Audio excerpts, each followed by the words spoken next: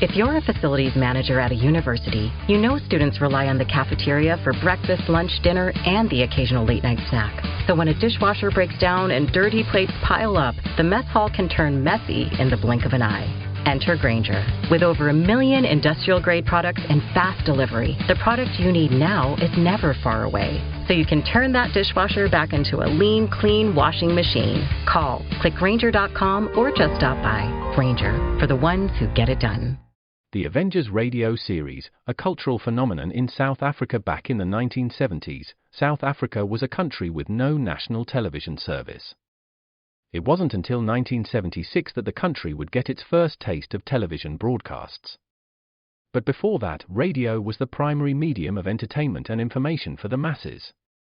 This was the context when The Avengers, a British spy FI series, made its debut on South African radio and became a cultural phenomenon. The Avengers was a British television series that originally aired from 1961 to 1969. The show revolved around the adventures of John Steed, a suave and sophisticated secret agent, and his various female associates. The series was a unique blend of traditional spy thriller elements with science fiction and fantasy, which set it apart from other shows of its time. While the series was hugely popular in the UK and had also made a significant impact in the American markets, being one of the rare British series given a network transmission slot, it was virtually unknown in South Africa. This was primarily due to the lack of a national television service in the country until 1976. However, as a film series, The Avengers was able to gain some exposure in South Africa through film rentals. But it was the launch of the radio series that truly brought The Avengers to the masses in South Africa. Come and listen at www.myclassicradio.net.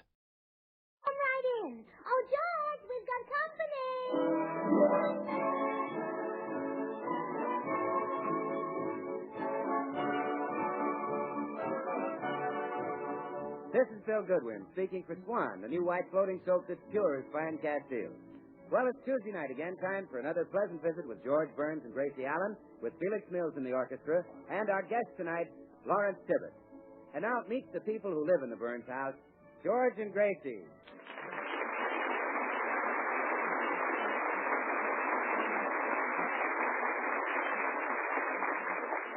Well, tomorrow is election day, and we find George in Stanley's cigar store making last-minute plans to win that coveted public office, second assistant substitute city councilman from the 3rd District. Well, Stanley, these last 2 boxes of Perfecto Royale cigars may turn the trick. I'm passing them out to every man who has a vote. Yes, Mr. Burns? It's darn nice of you to give me a special rate because I bought so many of them. Oh, that's all right. At 4 for a nickel, I still make a profit. Top-notch smoke. Have one, Mr. Perkins? No, thanks. My doctor advised me to stay away from tobacco, but not that far away. Okay, have your little joke. Oh, hello, George. I thought I'd find you here. Oh, hello, sweetheart. Good morning, Mrs. Burns. Hello, Stanley. You're not selling my husband more of those cigars, are you? Don't blame me. I'm getting these for the voters. You know, to pass out. Well, they certainly will if they smoke those. Darling, I don't believe you know Mr. Perkins. This is the real estate man, Mr. Grafton Brookhouse Perkins. Oh, how do you do? How do you do, Mr. Perkins? Well, gentlemen, wait till you hear the clever thing I just did. I put an ad in the newspaper calling George's opponent, Gordon Tate, a moron. But you can't do that. He'll sue us. Oh, I was too smart to mention his name. The ad says, do you want a moron for your councilman? Vote for George Burns.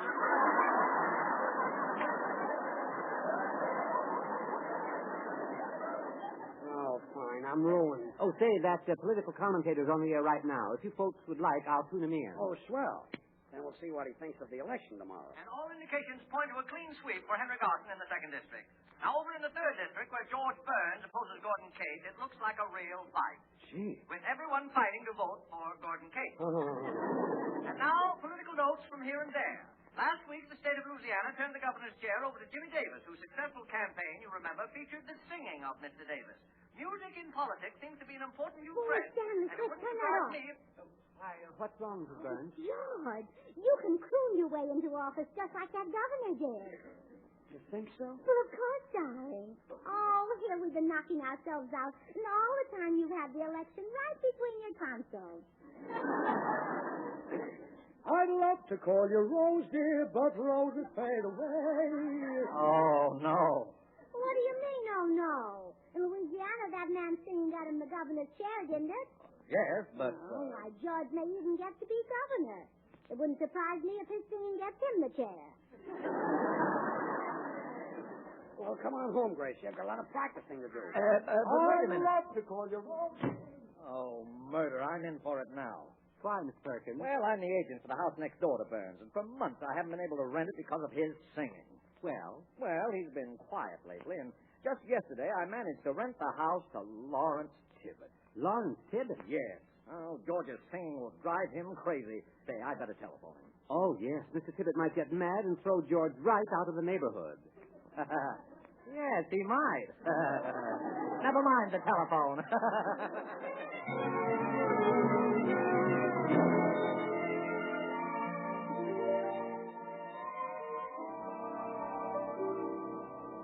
I'd love to call you Rose, dear, but roses fade away. Louder, dear, louder. Those vocal cords haven't been used lately. They're a little dusty. Roses die when winter time appears. What was that? Oh, our new next-door neighbor knocking on his window. He's the noisiest man. His little son runs away, and all day long he stands at the window yelling for him. Figaro, Figaro, Figaro! I don't know. They must be Spanish. Yeah. Oh, I'd love to call you Daisy.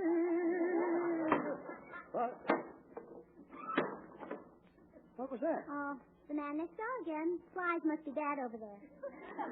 Closing all his windows. Hope they don't come over here. Oh, I'd love to call you Daisy, but Daisy's always there. What we got? George, what are you doing? Vocalizing, Bill. I need something to loosen up my throat. Well, here's a knife. Well, George is going to win the election tomorrow with his singing. Oh, no. I don't get it. Well, we'll get all the voters in the Hollywood Bowl tonight. George will sing for them, and tomorrow they'll vote for him. Well, Gracie, even if that'd work, it's no good because Lawrence Tibbet is using Hollywood Bowl tonight. Lawrence Tibbet? What office is he running for? But he's not running for any office. He's giving a concert. Hey, that's bad. All the music lovers will be there listening to Tibbet. I won't have anybody to sing to. Well, there's only one thing to do.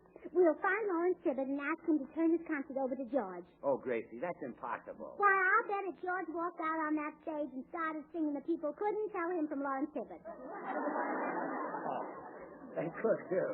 They could not. They could, too. Tibbet has a mustache. Well, now I've heard everything. And if I call you Buttercup...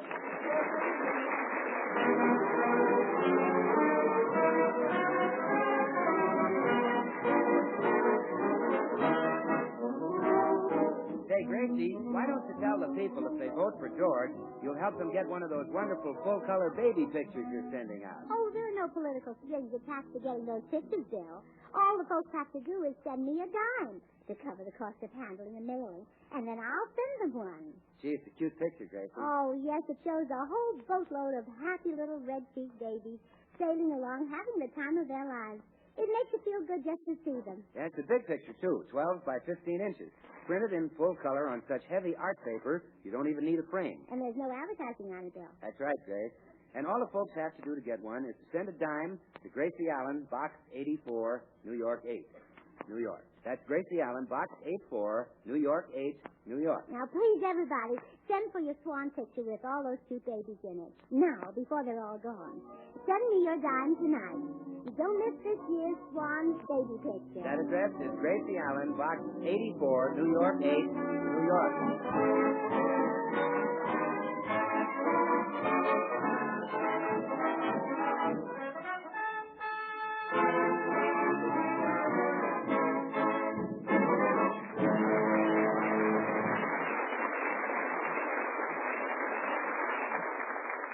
Well, Gracie thinks that George can get himself elected councilman if he can just sing in Hollywood Bowl tonight in place of Lawrence Tibbet. Gracie is trying to get in touch with Tibbet, not realizing that he is their new next-door neighbor. Oh, let me see now. Where would I be if I were Lawrence Lawrence Tibbet. Oh, I know. At Nelson Eddy's house. You were Tibbet? You'd be at Nelson Eddy's? Sure, throwing rocks through the windows. Gracie, I'd give up this idea if I were you. Oh, don't be silly. If I could just think where Lawrence Tibbet might be. Figaro! Figaro! Figaro! Figaro! Figaro! Figaro! Figaro! Figaro! Hey! Figaro! Oh, he hasn't found that kid yet. Hey! Keep quiet over there. I'm trying to think. Let me see. Where would Lawrence Tibbet be?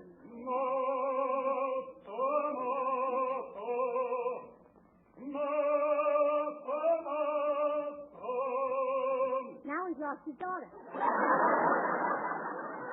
Hey, wait a minute. That's a great voice.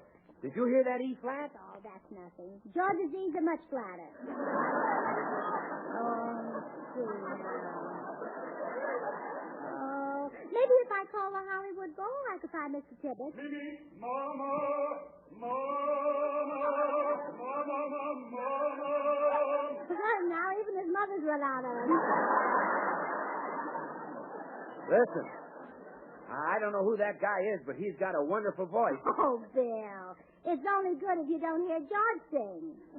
Can I tell you something, Gracie? It's only great if you don't hear George sing. Oh, Bill, I'm glad you agree. Oh, sweet mystery of life, at last I've found you. Show him up, Judge. I'd love to call you Rosie. I'd love to call you Rosie. I'd love to call you Rosie. Oh, no.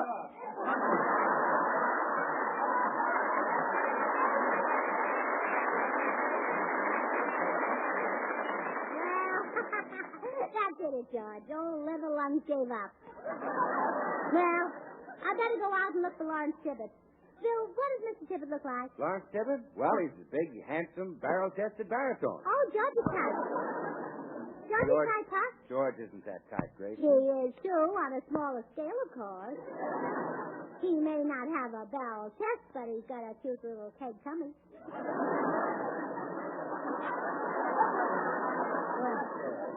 Well, I'll see you folks later. Bye. Oh, Bill, on your way out, will you see who's at the door? Oh, sure, Gracie.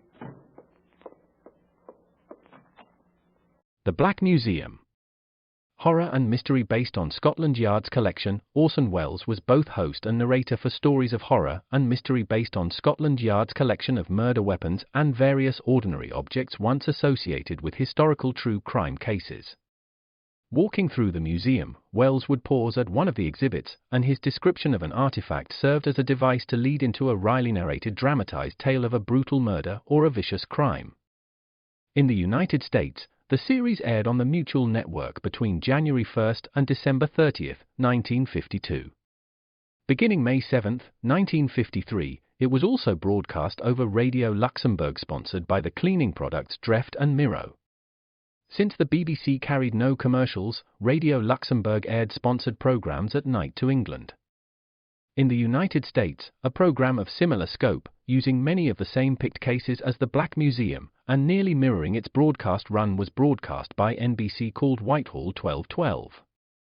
The two shows were different in the respect that while Whitehall 1212 told the story of a case entirely from the point of view of the police starting from the crime scene, the Black Museum was more heavily dramatized and played out scenes of the actual murders and included scenes from the criminal's point of view.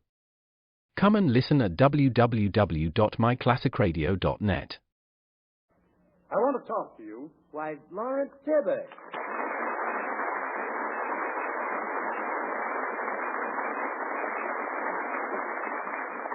Now, look here, my good man. I don't want to be a fussy neighbor, but you've got to stop beating that dog over here.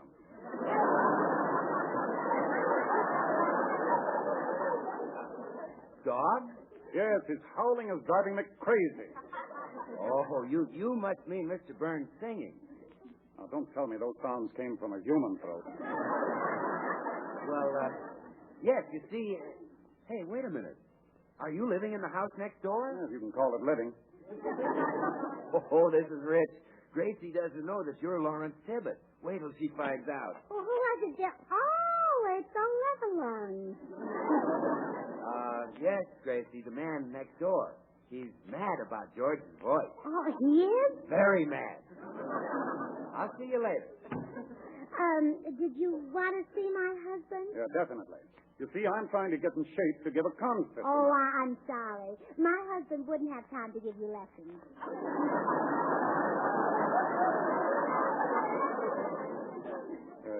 Lessons? Yes, he's too busy. You see, he's taking Lawrence Tibbetts' place in the Hollywood Bowl tonight. Well. This is very interesting. Tell me more. Oh, are you a fan of Mr. Tibbetts? Yes. I have been for years. Oh, you know him? Intimately. In fact, I shave Mr. Tibbet every morning. Oh, you're a barber. And you want to give up barbering and start singing, huh? Well, let's hear your voice. My voice? Yes, sing something. On the road to Mandalay. Well? Well, I hope you didn't sell your shop.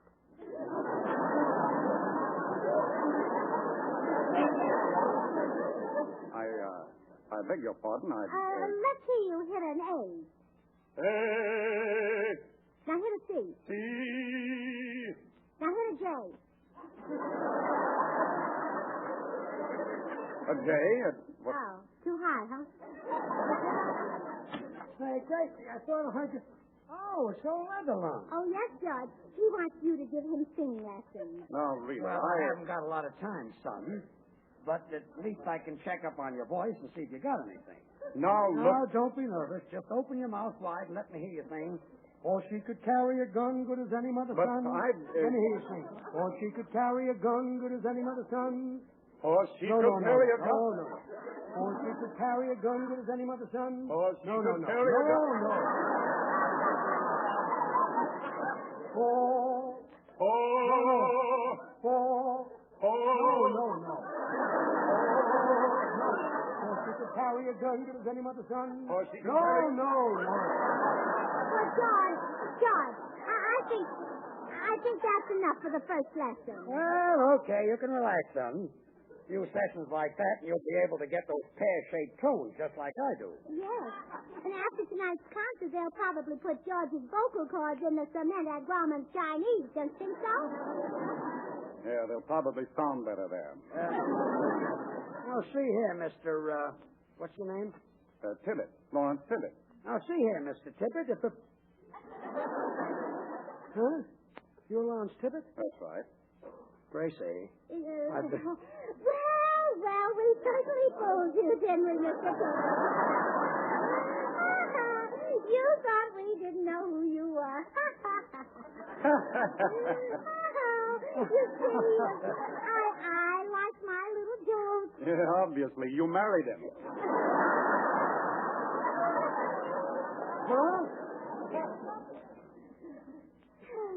Well, now, if you don't mind, I'm going home now and rehearse for my concert tonight. Oh, rehearse here, Mr. Tibbet. We want to talk to you about your concert anyway. No, I don't think I'd better. Oh, but we'd love to hear you sing. No, thanks. Oh, well, then you sit down and George will sing to you. Oh, I'll sing. Oh, George, isn't this thrilling? Grand opera right in our own living room. No, this won't be opera, though. It's a favorite of mine from musical comedy. Cole Porter's Night and Day.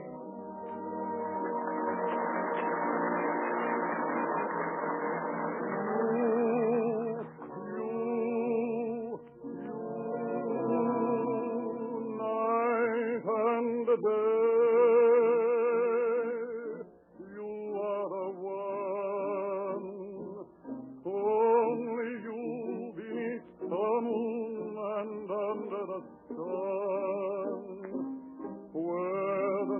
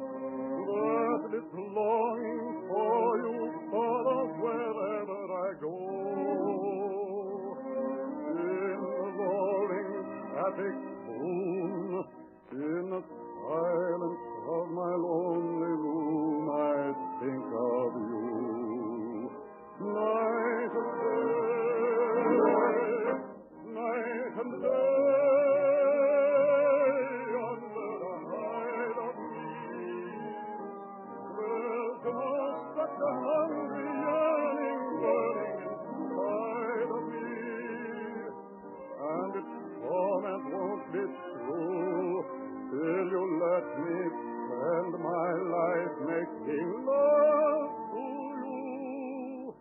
Day and night, night and day.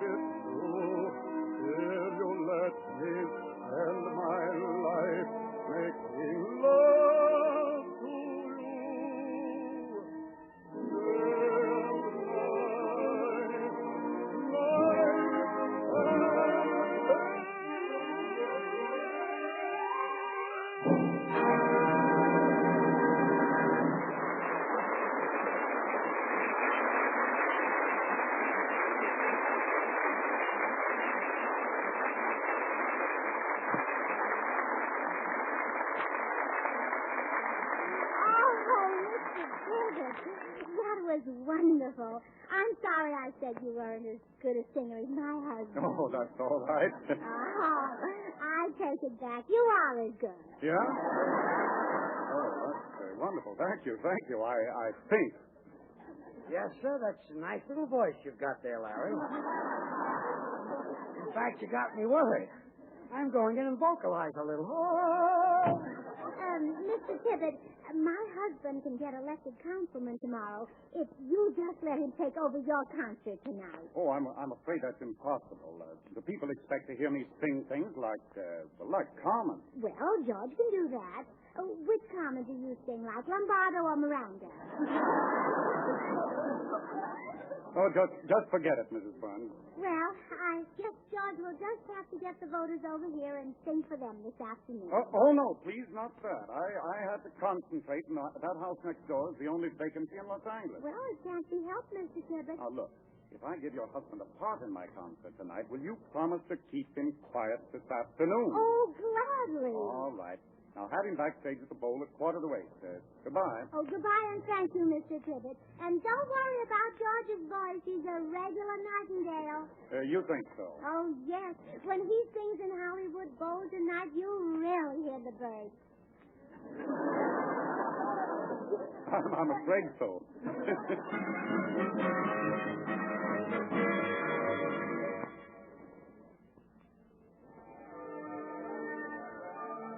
Well, here I am, Larry, all ready to sing. Will George have much to sing, Mr. Tippett? Oh, yes, he sings every other number. Gee. Now, here's the program. First, you sing the aria, O tu che in seno agli angeli, from La Forza del Destino by Giuseppe Verdi.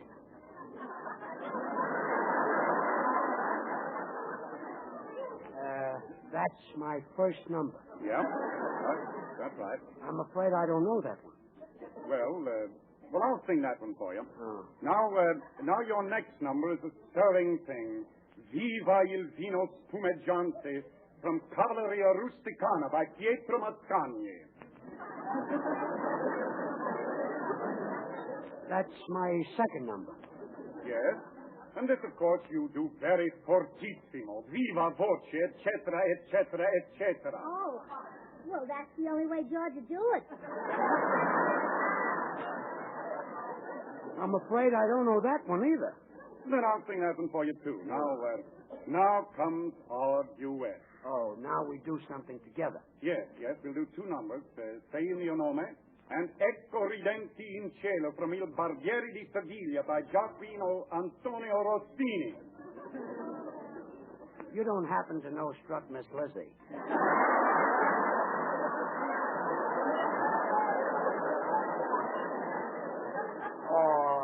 Or Ta-Ta Tootsie Goodbye? No. Strutter's Ball? No. Well, Mr. Tibbet, if the whole program is going to be those classical songs, George won't get to sing at all. It's too bad, but I tried. You know, I went through the program, but I just couldn't work anything out. Well, I thought you worked George out very well. Well, Larry, while you're out there singing, couldn't you just ask the folks to vote for me? My dear fellow, George Burns, running for councilman, could hardly fit with Carmen and Faust and Rigoletto. Oh, I guess it couldn't. Or could it?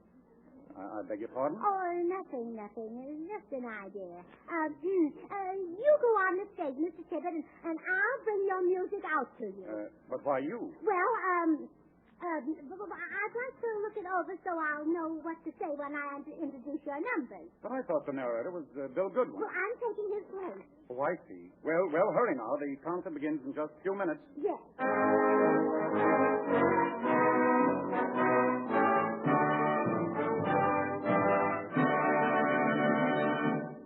Good evening, music lovers. Welcome to Hollywood Bowl. It is my pleasure to present Mr. Lawrence Tibbet, who will sing the famous Toreador song from the opera Carmen. Oh, you'd better read off this music, Mr. Tibbet. It's a special arrangement. Ladies and gentlemen, Mr. Lawrence Tibbet.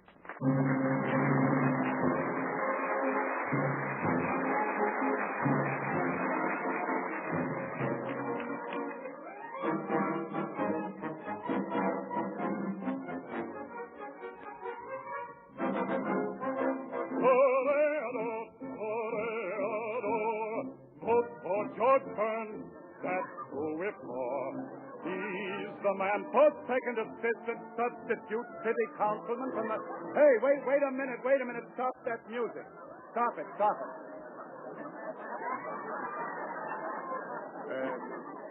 Mrs. Burns, I can't sing this. Oh, what's the matter? Wrong key? Mr. Tibbet, I'm sorry I let Gracie narrate for me and cause all this confusion. Here's another arrangement. Sing this one. Well, this doesn't have anything about George Burns in it, does it? Oh, no, sir, not a word. All right. Let's take it again, Mr. Mills.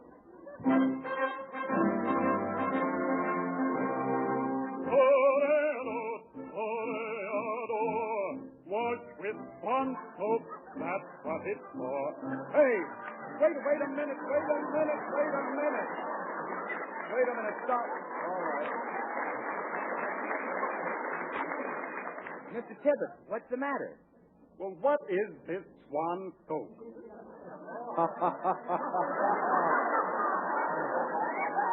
Well, Mr. Tibbet, that's the new white floating soap that's 4 soaps in one. The soap for your hands and face, bathing the baby, or for dishes and light laundry. 4 12 soaps in one, a great wartime buy. But the Hollywood Bowl's no place for swan soap. Oh, swan's great in a bowl. Or a pan, and it's especially wonderful in a tub if you're bathing a baby. You see, swan's pure as fine castile, and swan is so mild and gentle it's just perfect for a baby's tender skin. And naturally, if it's a soap for baby, well, swan must be just right for your hands and face, your tub or shower. Mr. Mills, will you play that selection from Rigoletto, and this time I'll sing from memory, and no more special arrangements.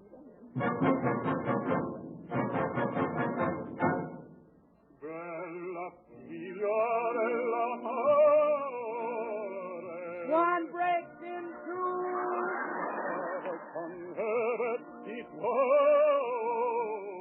Put half in the bathroom for your hands and face and half in the kitchen for dishes and light laundry. Stop that music. Ladies and gentlemen, there will be a slight delay in the quartet from Rigoletto while I take care of the trio from the 3rd District.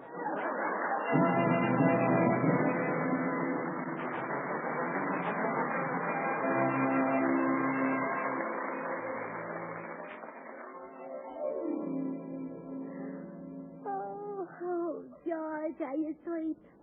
No. Oh, I'm sorry. I got you into such a mess tonight. Fine thing. I'll never be elected now. Getting thrown out of Hollywood Bowl in front of 50,000 people. I'm sorry. Wind up tomorrow with 2 votes. That's all I'll get. Your vote and my vote. Just your vote, dear. I'm voting for Gordon Tate. What? Well, as long as you haven't got a chance anyway, and he has got a lot of sex appeal. Good night, Jane. Good night. Folks, I just want to tell you this. Gracie was really on the level about that baby picture we spoke of.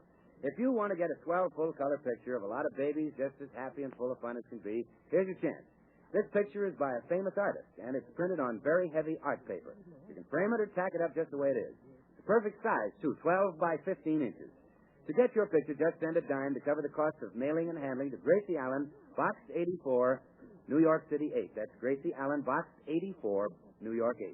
Better do it now before you forget. Here they are again, George and Gracie. We're a little late, folks. Good night.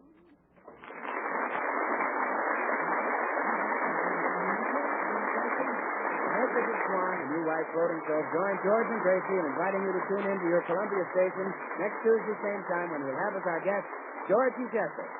Remember the same time every Monday and Wednesday when you'll hear two other great programs, Lux Radio Theater and Frank Sinatra. Both the same time in the evening and over the same station as Swan Soap's George Burns and Gracie Allen.